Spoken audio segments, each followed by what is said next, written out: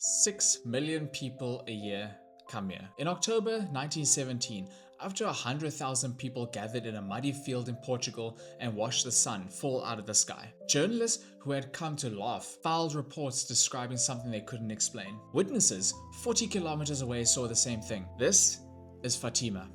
And this is one of the most astonishing stories in modern history. We're going to cover the full story today. The children, the apparitions, the miracle, and why Fatima is still one of the most visited pilgrimage sites on earth. The year is 1917. Portugal is in turmoil after a Republican revolt. The First World War is going through its third catastrophic year, and Portuguese soldiers are getting killed on the Western Front. And in a small village in Portugal called Fatima, 3 shepherd children begin reporting apparitions of the Virgin Mary. Actually, it all began with an angel. In 1916, the children had 3 apparitions of an angel, who identified himself as the Angel of Portugal and the Angel of Peace. Then, on the 13th of May 1917, everything changes. The children are out in the fields with their sheep near a place called Cova da Iria when they see a flash of light. And then they see a woman standing above a small oak tree in a light brighter than the sun. She tells them she is from heaven, asks them to return on the 13th of each month for 6 months to pray the Rosary every day for peace, and promises to reveal who she is and what she wants in October. The children return on the 13th of June and the 13th of July. In August, the local mayor convinces all a subversive political plot, has the children arrested and thrown in jail on the very day they're supposed to go to the cova. The kids are interrogated and threatened with being boiled in a vat of oil, but they don't break, because lying is a sin, even if the truth gets you boiled in a vat of oil. The vision comes to them a couple of days later at a different place, September 13th, and then in October, everything comes to a head. And who were these children? The eldest, at 10 years old, was Lucia dos Santos.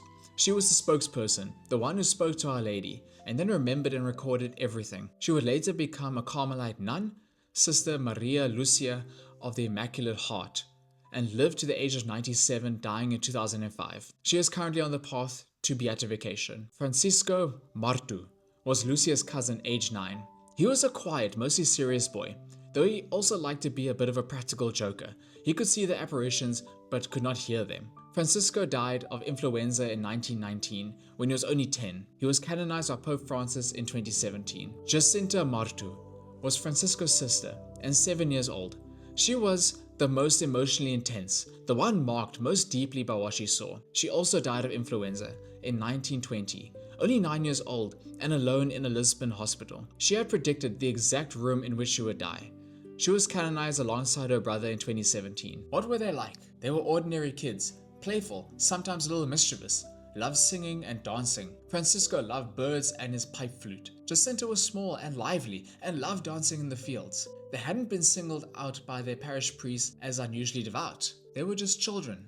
Now, the 13th of October 1917. The apparitions have created national attention. The children have promised that Our Lady will perform a miracle visible to all. The word has spread. It's a grey, rainy morning. Somewhere between 70,000 and 100,000 people gather at the Cova da Iria in the mud and rain to see whether anything is going to happen. Some come to gloat when nothing happens. Reporters from the anti-Catholic press are gleefully awaiting nothing. Our Lady appears to the children for the first time. She identifies herself as Our Lady of the Rosary, repeats her request, and shows the children a series of visions. The crowd sees none of that, but they see something else. The rain stops, the cloud parts, and the sun begins to behave in a way that the sun is not supposed to behave. It spins, it pulses with color, casting red, then orange, yellow, then green light across the crowd and the landscape.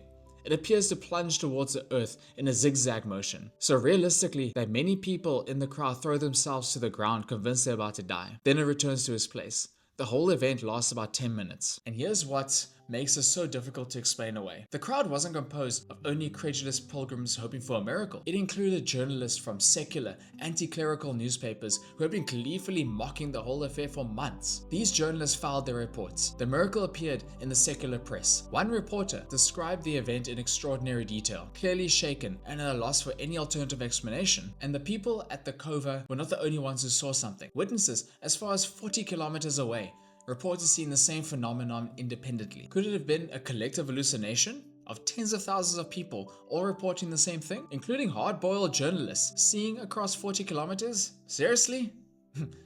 Could it have been a natural atmospheric phenomenon? None has ever been identified that accounts for all the reported features: the spinning, the color, the heat, the apparent movement.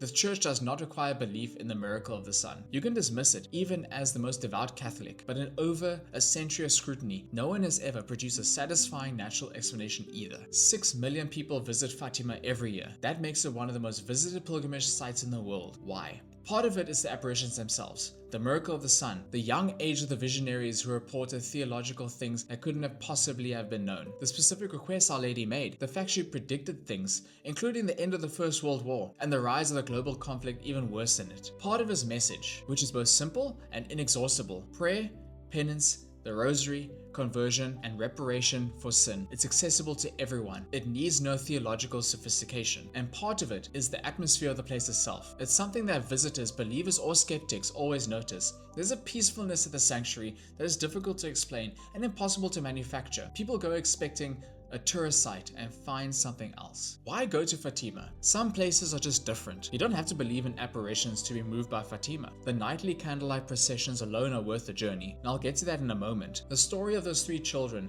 2 of whom were dead before they turned 11, is one of the most astonishing in the history of the Church. The message they carried, prayer, peace, penance, still resonates today. And there are no tourist shops at the sanctuary. You can get your souvenirs behind it, but Fatima itself is not commercialized. If you are a person of faith, Fatima will deepen it. If you're not sure where to believe, Fatima will give you something to think about. And if you go as a pilgrim rather than a tourist, which means walking and praying and not just taking photos, you'll be changed by the experience. Here's some of the things that you can do in Fatima. The first thing is to do the little chapel of the apparitions. Is built on the exact spot where the oak tree stood above which Our Lady appeared. Go early in the morning before the crowds arrive and pray the Rosary there, or join your fellow pilgrims during the day, or attend one of the many masses celebrated around the chapel. The candlelight procession is held every evening, and it's extraordinary. Thousands of pilgrims carry candles and process around the vast esplanade of the sanctuary, praying the Rosary and singing the Fatima hymn. It's solemn and joyful at the same time. I can guarantee you will not forget it. And afterwards return to the chapel of the apparitions. The Basilica of Our Lady of the Rosary is older of the 2 main churches at the sanctuary. It's elegant, with the tombs of the 3 visionary children inside. Go and sit with them for a while. About 2 kilometers from the sanctuary is a village called Aljustrel, where the 3 children lived. Their homes have been preserved and are open to visitors. The path they walk to the cova each day is the Way of the Little Shepherds, a beautiful walk through the Portuguese countryside. In the area, you can also see the site of the August apparition called Valinhos, and a beautiful set of white statues at the site of the apparition of the angels. And if you have the time, do the Stations of the Cross, which finish at a magnificent chapel built by Hungarian Catholics. A secret tip for you: if you're traveling from Lisbon to Fatima by road or bus, add an hour to your journey and stop at the town of Santarém. It's absolutely worth it. In the Church of the Holy Miracle of Santarém, Igreja do Santíssimo Milagre, a Eucharistic miracle that goes back to the 1200s, is venerated. A woman stole a consecrated host from the church to give to a sorceress to change her cheating husband's ways. But the host began to bleed, so she and her husband wrapped it in wax and eventually brought it to the local priest. The host has been venerated ever since, examined repeatedly without natural explanation. The church proved the miracle in 1346.